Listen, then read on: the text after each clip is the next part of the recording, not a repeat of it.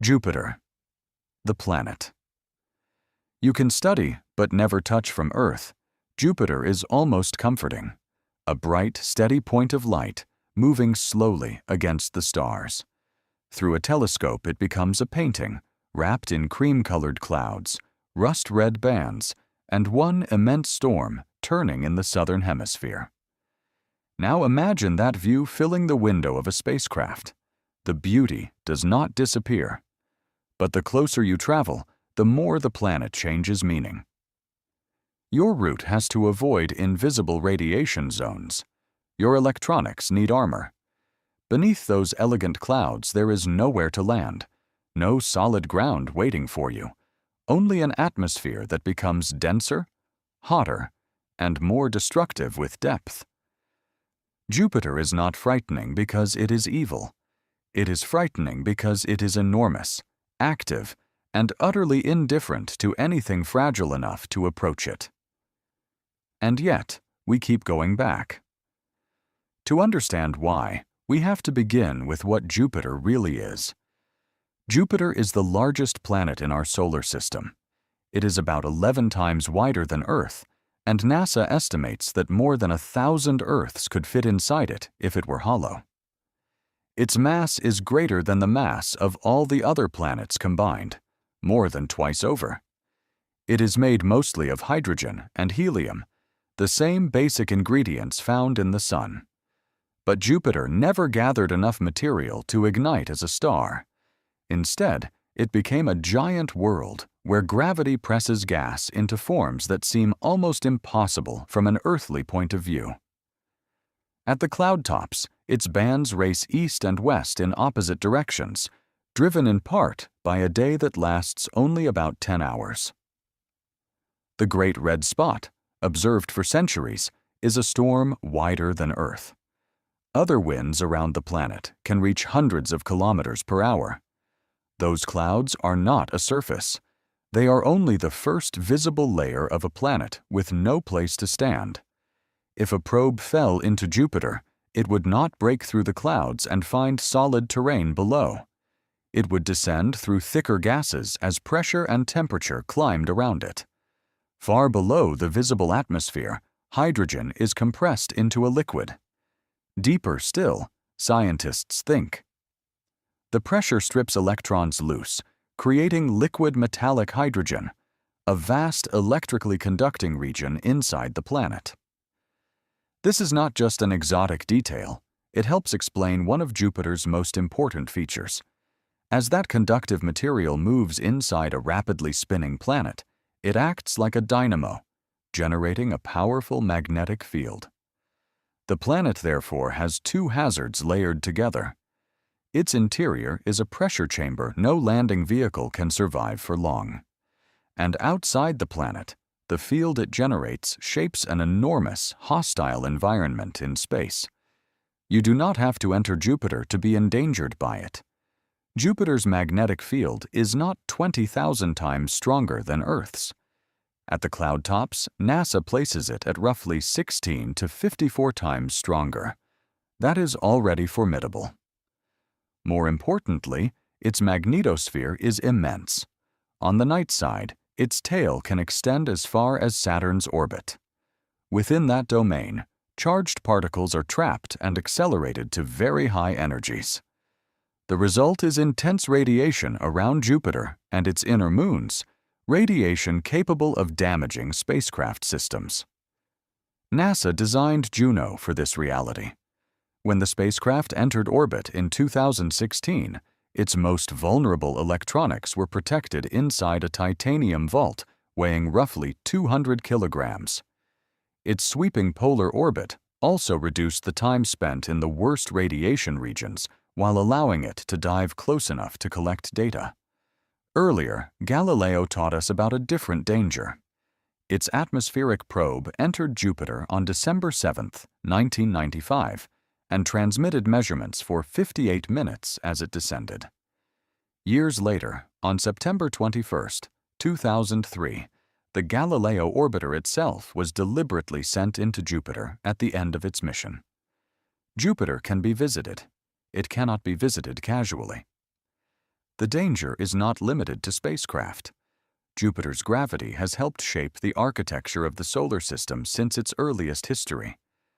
Some models, including the Grand Tack hypothesis, propose that Jupiter migrated inward and later outward while the young planets were forming. If that model is right, its motion would have redistributed enormous amounts of material and influenced the small mass of Mars and the structure of the asteroid belt.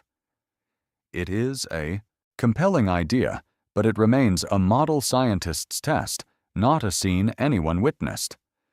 One gravitational event, however, was observed directly. In July 1994, fragments of comet Shoemaker-Levy 9 struck Jupiter over 6 days. The comet had previously been pulled apart by Jupiter's tidal forces. Around 21 fragments entered the atmosphere at about 60 kilometers per second, producing towering plumes and dark scars visible in the clouds for months. For the first time, humanity watched a collision between two solar system bodies unfold on another planet. It was a reminder that Jupiter does not simply occupy space. It changes the paths of objects that come near it. Jupiter's most fascinating destinations are not in the planet itself, but orbiting around it. Io is the most volcanically active world known. Its surface is continually reshaped because Jupiter's gravity, together with the timed tugs of Europa and Ganymede, flexes its interior and generates heat. Europa is a very different world. Beneath its frozen crust, evidence points to a global saltwater ocean. That ocean is one of the most intriguing places to investigate possible habitable conditions beyond Earth. But Europa also moves through Jupiter's severe radiation environment. That is why Europa Clipper is not designed to land and wait on the surface.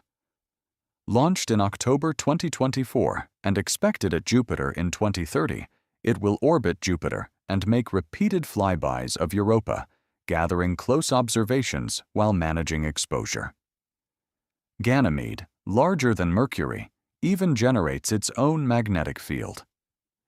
Still, every one of these moons is part of a system dominated by Jupiter's gravity and magnetosphere.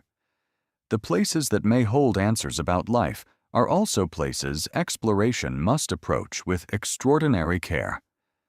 So why send machines into an environment built to punish them? Because Jupiter preserves clues about how planetary systems are made. By measuring the planet's gravity and magnetic field, Juno found evidence that Jupiter does not have the neat, compact, solid core scientists once expected. Its central region appears dilute, or fuzzy, with heavy elements mixed into the surrounding interior. Juno also revealed that the familiar belts and zones are not a thin painted layer across the top of the planet. The jet streams extend roughly 3,000 kilometers below the cloud tops. The Great Red Spot reaches hundreds of kilometers downward. A storm we see as color is also a deep structure with measurable mass. And at the poles, Jupiter produces spectacular auroras. Material released from volcanic Io becomes electrically charged and is swept into the magnetic system, helping create lights far larger and more energetic than earthly auroras. Every hazard becomes an instrument of discovery. The radiation tells us about charged particles. The pressure tells us about matter inside giant planets. The storms tell us how atmospheres behave under conditions Earth cannot reproduce. Jupiter is easy to exaggerate because the real planet already sounds unreal. There is no solid surface on which explorers could plant a flag. A descending craft eventually meets heat and pressure that crush and destroy it. A spacecraft in the Jovian system must be designed around radiation from the first drawing to the final orbit. But calling Jupiter a monster misses the more unsettling truth. It is not hunting anything. It is following physics on an enormous scale. Gravity collecting matter, rotation driving winds, metallic hydrogen generating a field, particles accelerating through that field, moons responding to the pull of a planet that outweighs every other planet put together. To us, these processes are hostile. To Jupiter, they are simply normal. That is why it feels like a boundary. We can cross the distance to reach it. We can take measurements, make images, and send data home. But Jupiter forces every visitor to accept that survival is temporary and knowledge has a cost. The next time Jupiter appears in a clear night sky, look at that quiet point of light and remember what the distance is hiding. You're seeing a world with storms wider than Earth, a planet without a ground beneath its clouds, an invisible magnetic domain large enough to influence space on a staggering scale, a family of moons where fire, ice, ocean, and radiation exist side by side, a world that has shaped the solar system and is still teaching us how planets work. Jupiter is beautiful. Jupiter is dangerous. Neither fact cancels the other. That is why we return, not because the giant planet welcomes us, but because it reveals how much of the universe lies beyond anything made for human comfort. And in that sense, Jupiter is not the villain of our solar system. It is one of its greatest witnesses. If you want more journeys into the worlds hiding in our night sky, subscribe, and